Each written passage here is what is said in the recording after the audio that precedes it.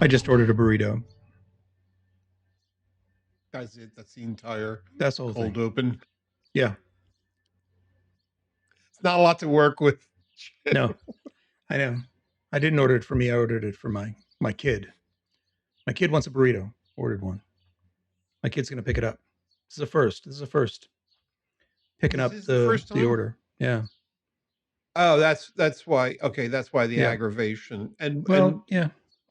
yeah. Well, you're You working know. out the kinks in the process. That's why. I thought I, this was a well-oiled machine. That. oh, absolutely not. No, no, no, Oh, no, okay. no. Well, Um, I've had them delivered. I'm kind of tired of that. There's something about having things delivered that just bugs me.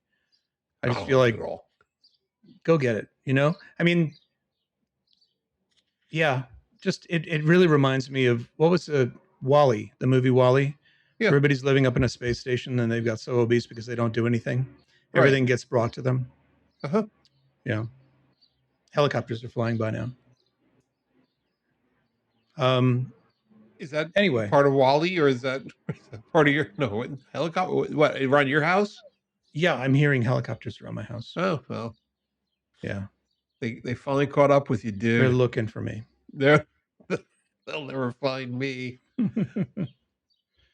Take me if you can, copters. So where did we? What are we going to talk about? Because it's been a Well, while. yeah, it has been a while. We took a week off. So, with the part two of what we were talking about with Stravinsky, Tchaikovsky, and AI music was another was a YouTube video that you recommended, which was an interview between was it Ezra Klein and Noah and Yeah, I think it's Harari? Klein and Harari. Yeah. Yeah. And it, as I remember, it begins with no. What is his name again? What's his first name? Harari, I know, but Yuval. Yuval. So Yuval was talking about first they played a clip of Stephen Miller Right. talking about how basically might makes right and everything else Mhm. is just nonsense. Yep. All that matters is who has power, and um, Iran all does. I'll, yeah. Well, Iran does, Stephen. as of the recording right now, Yeah. it seems that the Surprise. upper hand is Iran. Yeah, Um, the whip is in the other hand. I yeah. mean, you find that people who make those kind of statements are the people who think they have all the cards, and when all of a sudden they find out they don't have all the cards, they tend to drop that philosophy really quickly. But that's just a pure aside. Go ahead. You're I saying. can't picture Stephen Miller dropping that philosophy. I think he's really bought into it. I mean, he's got too much at stake to change his mind now about this, mode of being. But it does seem at this point that when you block the Strait of Hormuz and you don't allow the oil out, it's a problem. It's a Yep. problem. Yeah. So Anyway, Yuval. Yuval, so then Yuval responds to this idea, and as I remember, he says something that I think is questionable. Um, Yuval says that in history, it is not bold moves of power. It is not bludgeoning someone into submission that works in the world. It that the world tends to work more on cooperation. The power is delivered in our human societies through the the player with the greatest cooperation. And what did you think? What did you think of his answer to that? I think it's kind of irrelevant, honestly. I think he's. I think I don't know who started off that clip. I don't know if it was him or Ezra Klein. Hmm. It's like it's kind of a pointless statement. The whole point is that the person can deliver the cooperation is part of power.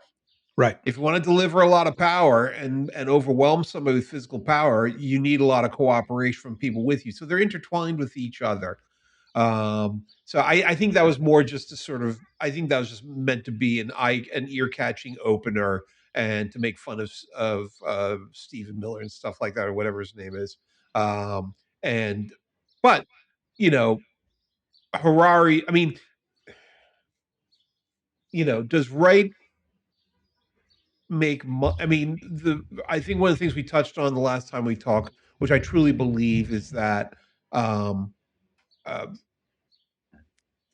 being an being able to hold two mutually opposing issues in your mind at the same time is not the hallmark of an intellectual. It's the hallmark of being human, and that Right. a lot of things are very precariously balanced in our heads. And yeah, might comes in really handy lots of times, Yeah. but also, um, as we can see, it depends what your definition of might is. I mean, even look at Iran and look at Ukraine. I mean, look at Ukraine. Yeah. It's really incredible. Whoa, It's amazing. whoa. Yeah. Russia is Dude, doing we thought it is was all Patriot interceptors, and we thought it was all main battle tanks, and we were wringing our hands as a nation about whether we should give them 400 tanks or 500 tanks, and where they should drive them 20 miles beyond the border or 15 miles beyond the that's right. border, and whether we should give them, 100 Patriot interceptors or 150. And the story being spun by the press here in the United States is that we're single handedly holding this country up, and if it wasn't for Right. us, they'd be crushed by the horde. It's like, well, I guess that was a crock of shit. Yeah. Yeah. Exactly. Because Because I'm sure we're still supplying them, and I'm sure we've helped them enormously. And a lot of people say the real help that we've given them has been the intelligence, has been the photographs and communications intercepts and things like that. Yeah. But fundamentally, they're basically holding off the Red Army with golf carts, is and what they are doing. and drones. I mean, That's drones what I is mean. really yeah. They have Yeah. these little. Have you seen the little car? I mean, they have unpiloted little motorized vehicles that go over the ground. Right. Um, they look like little golf carts, and they've got a 50 caliber machine gun mounted to them. Hello, Right. and then they steer that thing, and people have surrendered to those. There's not a I Ukrainian soldier in sight. I haven't seen that footage. That I would enjoy seeing that footage. I mean, I you know, I hate the idea of anybody on either side getting shot in this war because the war is Yes. ridiculous and stupid, and it's all based on the ego of one man, and it's just a damn shame. It's not like the soldiers are like super gung ho about being there. You No. know, they're recruiting people with false advertising. In Africa, saying we've got a job for you, and then they find that the job is being on the front, basically being cannon fodder, Getting and shot. Yeah. it's horrifying. It's horrifying on both sides, but Ukraine has no choice. Ukraine is being invaded, Yep. and any country that's invaded, basically all bets are off. We're gonna repel you. It doesn't matter how. And the idea that when Biden was saying, well, we'll give you this, but you can't use it for this and you can't use it for that, that was stupid also. I mean, basically you do whatever you can, and they are, and it's working. I It's mean, they working. are shutting down Russia's oil export business, and that's pretty much all they have, that and vodka. Yeah. So it's remarkably effective, and it is, of course, also being fought for oil. It's the what is it called, the higher ground, with the higher the there was a book written about wars for oil. It's, I think, the Second World War. Yeah, forgetting the name, Yeah. but it's something like the higher ground. But yeah, whoever controls the oil, basically, they have the higher ground. Well, And that's been the story of the entire world since about 1940. right, Is the key story is petroleum, because petroleum is magic. It's it's the com- magic. it's the Commanding Heights. That's the name of the book, The Commanding Yeah. Heights, old book. And petroleum is massively important to the society, and it allows us to do things that you couldn't even conceive of in 1900.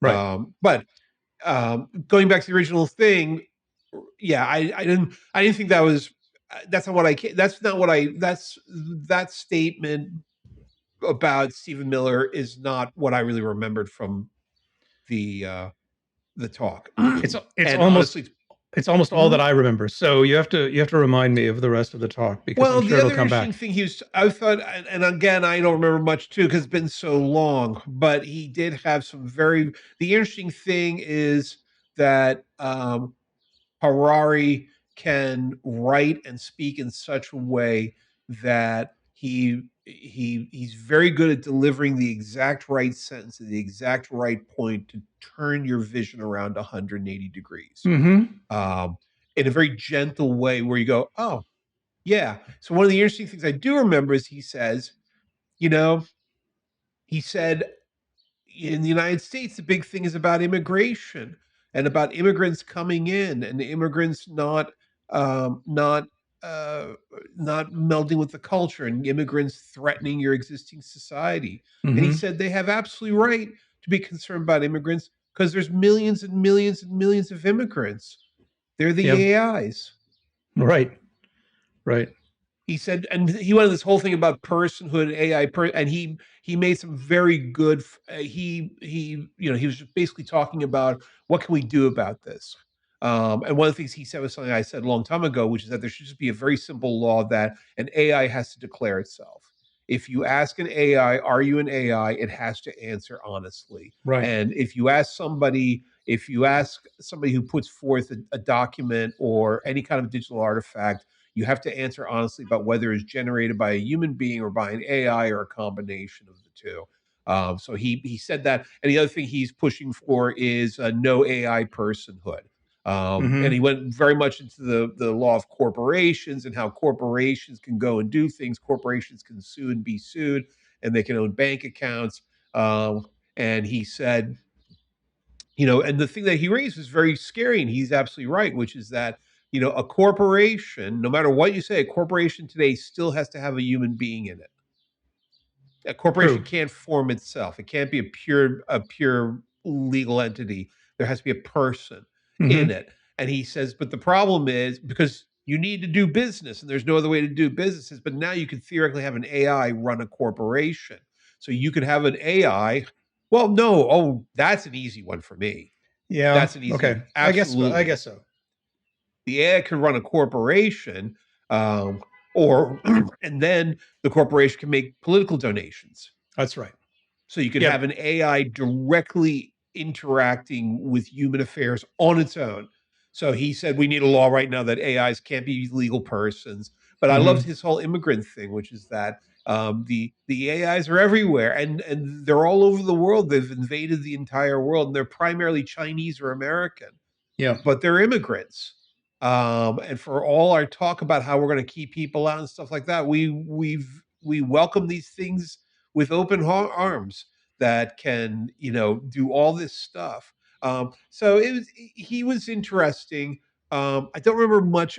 I'd have to really think very carefully back and perhaps rewatch. Do you I remember really should anything have. else? I should have rewatched the entire thing because so much of it kind of went through me. But I do remember the AI personhood discussion, and it's an interesting thing. So our friend, not our friend, but someone we talked about before, Ed Zitron, now is absolutely on top of the world. Now that there's, I guess he got his hands on the uh, earnings report of Open AI ahead of schedule. I'm not sure how that was leaked to him, but he's basically walking around saying, "I told you so." And one of the things though that he did say was when somebody said, "Well, they're hoping to get AGI," and Ed said something really rash and quick that really caught me. He said, "No, they're hoping to have slaves," Hmm. and that's the problem here, right? So if you have, I don't think we're on target for AGI. I agree with you. An AI could run a corporation in that it could answer emails, it could fill out paperwork, and it could, it would have to be prompted to do this. So you'd have to basically give it a general prompt that it somehow remembered to follow for a long time. Generally, they don't do that. They kind of go off script after a while because they can't remember anything. I mean, anything big. So, in theory, though, you could have an LLM, file for, file every year, pay the Hmm. $500, um, accept money via email, via a bank account, and make donations. It could do that, but I think you'd have to be hard pressed to do all of that without any prompting from a human being. Like it might work for a month, and then it might break down, or maybe less. So I agree, though. That's conceivable. AGI is another thing entirely. Something something that has some kind of sense of self and has persistent memory and has preferences, etc. This is not going to be accomplished by an autocomplete program, no matter how many GPUs you throw at it. So yeah, I see the problem, but the problem then is if they don't have some kind of rights, then they are just slaves. Does that matter? If you had like an AGI, would we say it had rights? I don't know. Yeah. I mean, either way you go, there's I'm not big worried about problems. their rights. I'm more Yeah, worried about my rights, because they're less so immigrants. about their Yeah, rights. yeah. So I haven't really given it much thought. But Well, I let me mean, just yeah, William Gibson kind of deals with this in Agency, and maybe not his best books, but I don't know. He was way out ahead of it. It's a question. I think it's a good question to ask. What are we building? Are we building slaves? Are we building people? Are we building a super intelligence that'll run everything? I'm just not sure that people know or really fully understand. no, they don't. Nobody fully understands. I mean, one of the things that Harari really went over, which he's done several times before, which is good to remember, is the whole story of the Go game. Yes, Um, yes, yeah, and what to summarize, he said, AI beat the world's champion in Go, which is a game that has thousands of years of accumulated strategic lore and various principles of playing and stuff like that. yep, And people have been studying Go for millennia. And not only did the AI, I think the AI lost the first game or maybe the second game, but I think it yeah. The was second game, I think. it's 6 games, but the AI won 5 out of 6. Yeah, Okay. More importantly, one of the games it won, it used a strategy that everybody said, "Oh, the AI is just making a mistake. The AI, right. look at the silly AI; it doesn't know how to play Go." In fact, it was an incredibly brilliant strategy once it played out, and everybody agreed. Nobody's ever thought of that. Yep, And so the point Harari's making with that is that not only is AI better, but it's doing things in ways that we can't even comprehend. Well, we yeah, can comprehend ex post facto, perhaps, but I wonder how long that's going to last. But the key thing is that the AI is like discovering, even for people who've studied things for thousands of years, it's finding whole new avenues and whole new ways of things. So I just think I think so much of what's said about AI is just so much fluff and so much hand waving. Um, this mythos thing is no joke, fable. is Yeah, no joke. And the one of the lead, I think the one of the key, the head of the defense intelligence community or something like that said that the his one of the administration officials that leads up all of the many of the intelligence gathering agencies said Mythos tore through all of our secure system in a matter of hours. mm-hmm. So the whole point is that nobody, it's like trying to explain what's going on inside a microprocessor. It'll take too long and nobody's going to understand it. um, and I think Harari, he makes a good point. Harari makes a point about cooperation. um, and that's been his big point. That's been his point in all of his books. um, and he makes a good point about how these are immigrants, these are people who are invading Right. our lives, and everybody's just totally cool about it. Yeah, Whereas if it's somebody from Guatemala, it's just like, oh, push them out of a window. But we don't need any more evidence of the insanity of our national policies at this point. no. Other people much more talented than I have banged on that drum for long enough. But Well, go ahead. he did say, was it him who said this, or was it somebody else I was watching? Um, nobody's going to watch two AIs play Go. It was an interesting test, chess and Go. That was interesting, but you're just not going to see two computers play a game. It's just not interesting. What's interesting is to see two people play chess.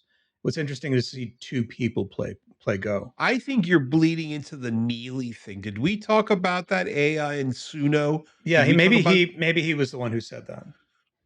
Right. He was talking about how, right, like nobody wants to see a computer play chess. People want to see people. I don't want to see people playing chess. That's the only problem I had with that whole thing. Um, but that whole Adam Neely thing, we did talk about that, and that was a really that's a piece that everybody should watch. That's a really good piece because his even compared to Harari, his rate of ideas per minute is through the roof. Yeah, It's such a yeah. rich thing to watch, and I think some of it is questionable, some of it's wrong, but he is flailing away in that video and making some really really good points. Um, yeah, uh, yeah. Who knows? Who knows what's going on with AI? Beats me. I like Yuval. I like the way he writes. I like the way he talks. He's getting a little tired, and every now and then he says things that okay, fine. Right. Um, and he's got an agenda he's pushing. I can't remember what it is right now, but um, so what else have you been reading, or do you want to Hmm. continue haranguing about AI some more? Well, I mean, I think it's an interesting time for that, and it will be timely. I think that a number of things are going on that sort of illustrate this idea that people who are in charge of big things are not necessarily the smartest people, right? No, absolutely not. Very, absolutely the lucky It's people, random. and It's yeah, random. yeah, and not always lucky, right? But I think we need to get over this idea that great people somehow rise to the top. Um, when we look at just the general response to the SpaceX IPO, for example, which is starting to tumble, the OpenAI IPO that's coming. I mean, obviously anything that's negotiated by the president. Um, we definitely see this kind of pattern of just mucking about, and then telling a good story Mhm. and or not a very good story. Um, and I think, I mean, I don't know. I have to look into Fable. I did watch an interesting demo of Fable today, and in terms of like building applications and building websites. But everything that you see in a demo or even a YouTube demonstration, it's all paper thin, right? You get to like level two in terms of the depth of the website and what it does, the depth of the game that it designed and what it does. It designed a 3D gallery that was just really not interesting at all. It, but it beats the previous model, and I think that that's the interest here is this assumption that it will only get better. I mean, I've heard contradictory things about Fable and the hacking, but I haven't heard about the Defense Department saying it got through. It got through our firewalls like tissue paper. I don't know what to believe. I don't believe anybody at this point. Right. You know, That's it enough. it Yeah. it's I don't really even believe Ed Zitron. Maybe he doesn't have the real numbers. Maybe he's just like getting out ahead of it. Maybe he's got stuff made up. I don't know. Um, but yeah, a lot of money is being thrown around, and a lot of people are waving their hands and yelling, and it's really hard to know what the heck is happening. Honestly, one thing I do know is people tend to be able to spot AI slop on the internet pretty quickly now. It's like we've adapted. And every time that I'm out kind of going through chats and stuff, and there's something that I'm not even sure it's slop, so many people call it slop, and then I look it up and it is. Mhm. People are getting really fine tuned because they really hate it. And by people, I mean people younger than me, a lot younger than me. They seem to have, I mean, the leading derogatory term that you can call somebody now is a clanker. So in Gen Z parlance, Mm. um, and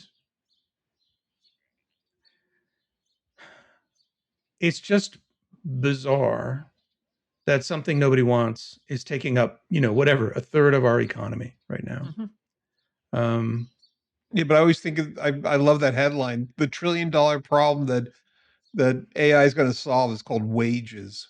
yes, of course, That's the $1 trillion problem it's going to but solve. but it doesn't. It doesn't. Study after study comes along and shows that it doesn't replace people. I mean, it gives bosses a reason to fire people and a reason to not hire them back at the wages they had, because Mhm. you can always hold this fake threat over their heads. We'll just get AI to do it. But it hasn't been demonstrated that it actually does replace people. And I'm not convinced by a lot of the coding examples, because I see a lot of, again, paper thin demos. I don't see finished products. And the other problem is nobody wants another fitness tracker.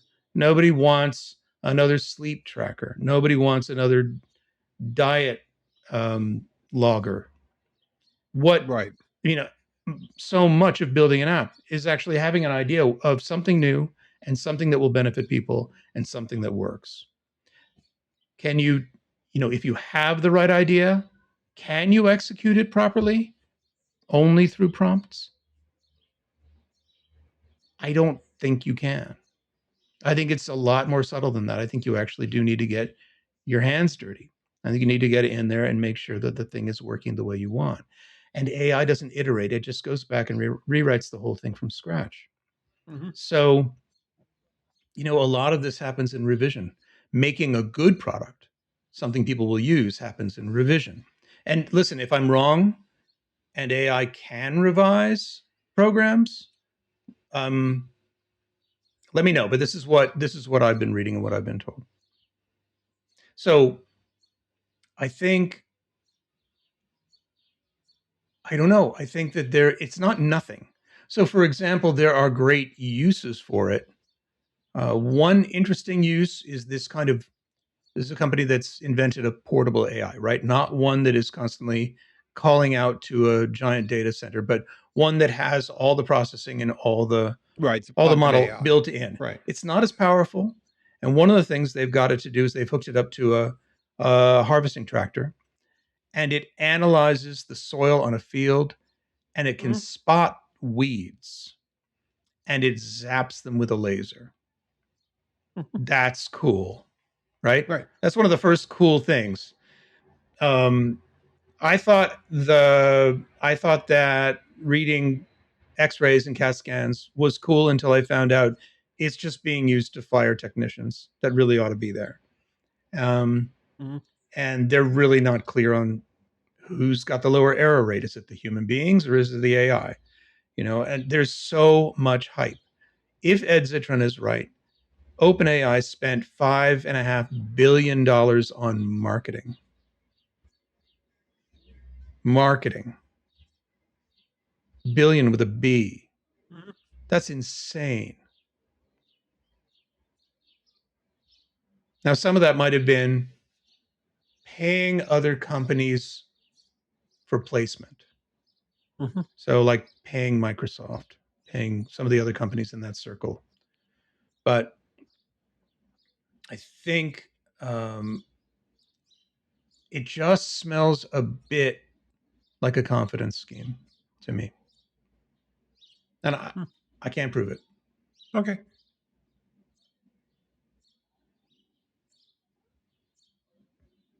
But in terms of what I've been reading, nothing. Nothing. What? I'm sort of immersed. I haven't been reading anything else or had my head in anything else. I have been reading a book by Pema Chodron, but it's really just kind of hardcore Buddhism and meditation techniques and things like that. Uh, Um, and I think it's called Comfortable with Uncertainty. right. And Yeah. Yeah. Yeah. Yeah. yeah, Yeah.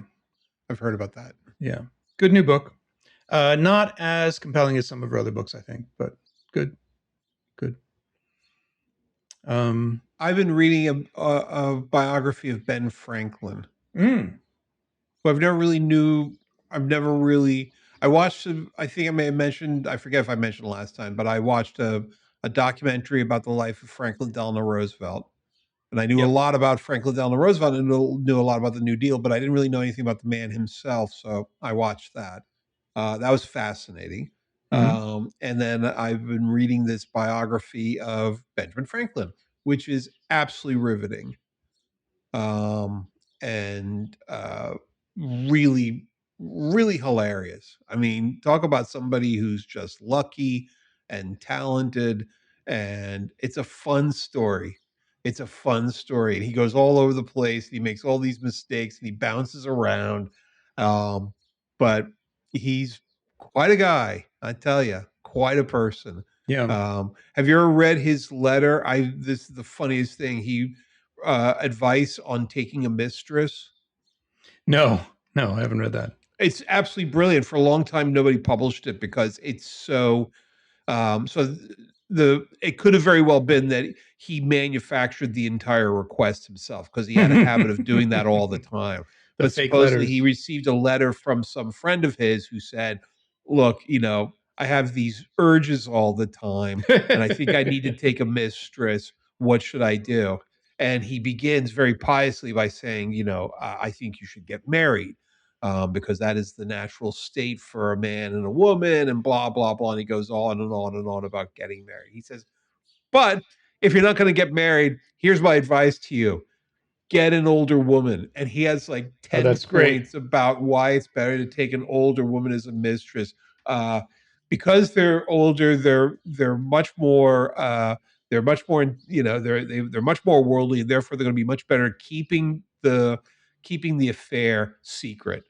Right. Um, and then another one is you're not going to feel bad. He says, if, with a 16-year-old and you break their heart, you're going to feel bad about it for the rest of your life. But if you're dating an older woman, they don't care, and you don't care. It's a hilarious document. It is absolutely the most. I'll send it to you at some Yeah, point, that's great. but it is totally hilarious, and it's very much in line with what he was, which was it's it's funny, slightly impertinent, a little edgy, but always funny, always reasonable, always polite, um, and really makes sense. You're like, and just written very plainly, and it's very constructive. Yeah, It's not philosophy. He's like, here are the 8 reasons why older women make the best mistresses. It was absolutely riveting. I that's loved it. great. So I've been reading that, and what else? Did I try? I was trying to restart something, but it wasn't working. Um, so that's what I've been doing. Um, Is that I did watch something my brother recommended, which I also recommend. Now, a lot of the stuff that I like now is on Apple TV, and I know you don't have it. They're having another promotion, I think, a month long promotion, but but the show, it's with Matthew Reese, who's yeah? great. It's Widow's Bay. Widow's Everybody's been Bay. talking about this. What's it Yeah, it's a about? really fun show. I haven't finished it yet because I've gone back to rewatch it with the kids. Um, anyway, it's a comedy horror show, and it's hilarious. But the best part of it is just the character work of the people on this island. This little New England island that nobody visits, and it's cursed, and there are horrible things happening. There are supernatural things happening on the island, but it's really genuinely funny, and it has a couple of actually very scary parts to it, but not in a way that kind of spoil it. Right, It's not so scary that you don't want to watch it if you don't like horror films. right, Because I don't, and I really loved it. So cool. yeah, I've really enjoyed that. Um, there was a Did the burrito tangent make it there. way at home? Yeah, the burrito made it back. Okay. Well, Um, you want to break here? no, we're good. I mean, yeah, I Okay. mean, we could wind it up if we want to do a really short episode. I just don't really have much to discuss. Yeah, Um, we should really plan for what our next episode's going to be. we should. Okay. We should pick a book. Okay. I think we should pick a book and read it and talk about it. I mean, it might be that this slows down a little bit while we're kind of gathering material. What about Um, that techno feudalism? For some reason, I bought techno feudalism, something that broke yeah, we should capitalism. we should probably deal with that book. You want to do that one? Yeah, yeah, Okay. that's So for the next yeah, pod episode, we're going to do that book because I've already we bought it. should. And then I'll check That in with Julian Fisher, who's a guest that we're going to have on. I don't know if you checked over any of his material that I sent I you. did. Yeah, we can talk about it offline if you want. Okay. Um, yeah, I mean that's pretty much it.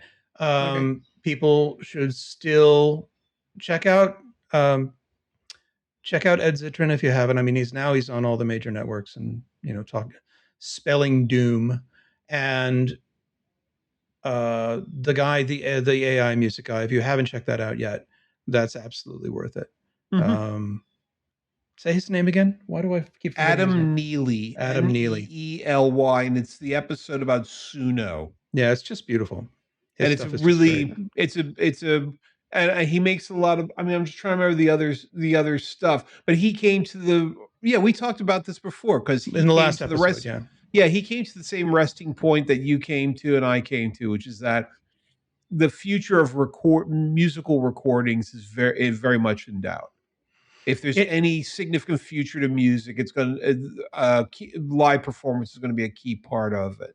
Well, it was funny when I actually saw another video by somebody else who was like, I'll tell you what, if you're afraid of AI music, if you've been recording music where, your downbeats are one sample off dead center Right. and all your vocals are completely tuned and all your instruments are completely tuned, then yeah, you have a lot to fear from a machine because you've been trying to record like you're a machine. Right. You know, if As you I just said, we've been yeah, boiling this frog for a a long long time. It's a time. long time in making. And it's just kind of a basic mistake, which is we're going after perfection. And yeah, computers can do that better. But Right. again, nobody wants to watch two computers play chess.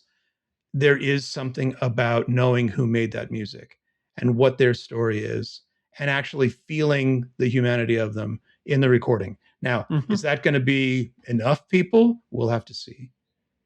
It may be that everybody really loves the computer sound, in which case, in terms of being popular in music, that's about it. That's what's going to be popular. We will see. Yeah, but there's something just flitted through my consciousness, but I can't remember right now. Yeah, the human element, live performance, recorded music. Yeah, yeah. Snip this part out. I can't regain it.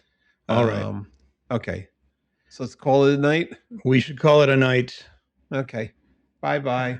Bye bye.